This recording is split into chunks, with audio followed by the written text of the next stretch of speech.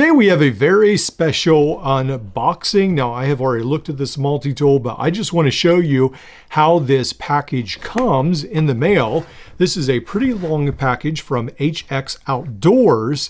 It says everyone deserves an exceptional knife.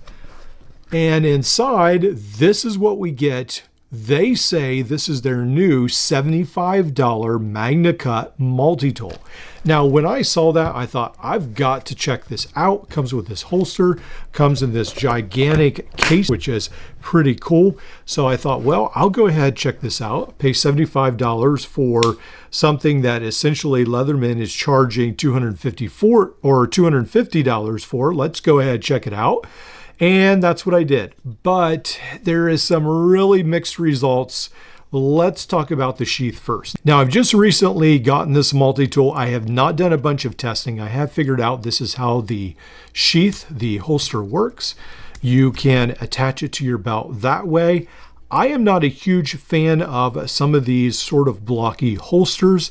I prefer the nylon that seem to be a little bit more compact on your belt, but it is neat to have this included, and it's something a little different than we normally see. Let me go ahead and show you guys how that works.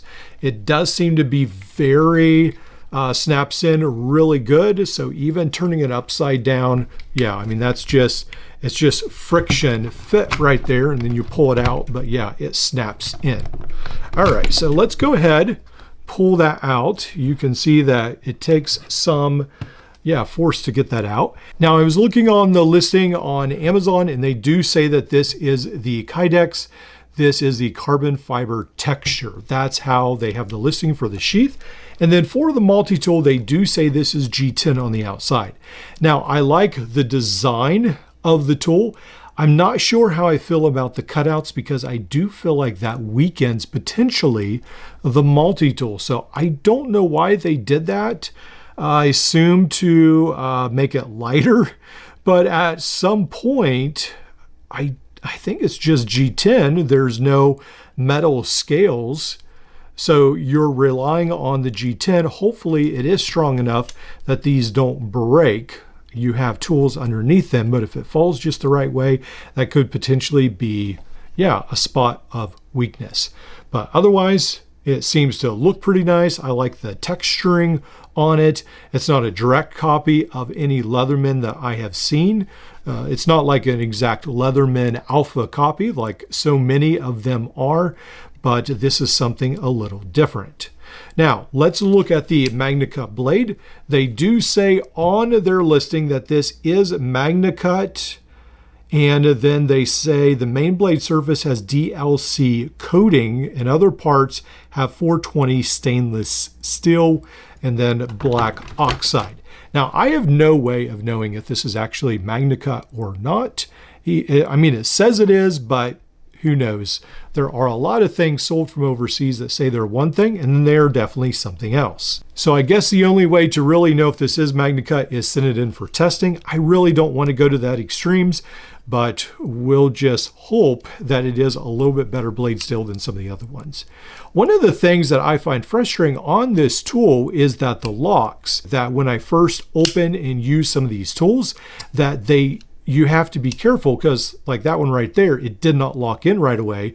You have to push it to get it to lock in.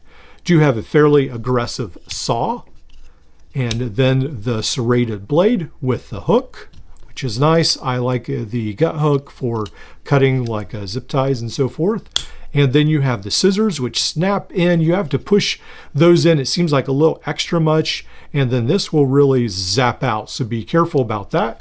Let's go ahead and see. Sometimes these coated scissors do not work very well on a paracord.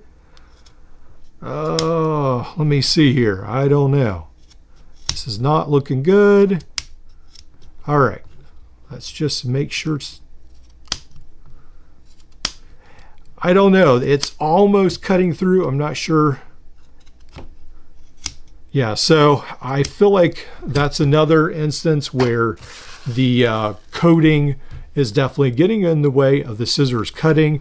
They do cut almost all the way through, but then it seems like that last little bit they do not cut for some reason. So to sum this up, so far on the outside, I guess the negatives are that some of these tools you have to snap in a little bit to get the springs to engage, and then the scissors, that is a negative. And then on the G10, even though I love the G10, it is offset by it might be a little weaker. Now when we open this up, we've got the pliers, and HX has always done things a little crazy. So here is an older set of HX Outdoors. This was the Leatherman clone. And as you can see, yeah, that plier head is pretty much the same as from their original Leatherman clones. I don't think they've really changed it any. It looks like pretty much everything has stayed the same.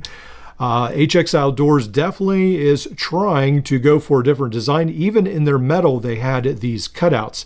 That seems to be sort of a signature that they seem to like. And in their pliers, they're trying to make it lighter, I guess, but I'm not sure to what extent that might harm the pliers. One of the things to keep in mind, I guess, is these are not replaceable cutters rather.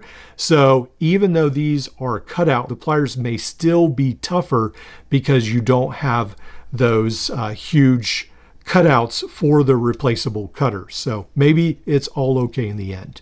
Now in the bottom, don't really see a crimping notch, but I'm sure you could use it to crimp some things. It does seem to meet together fairly well.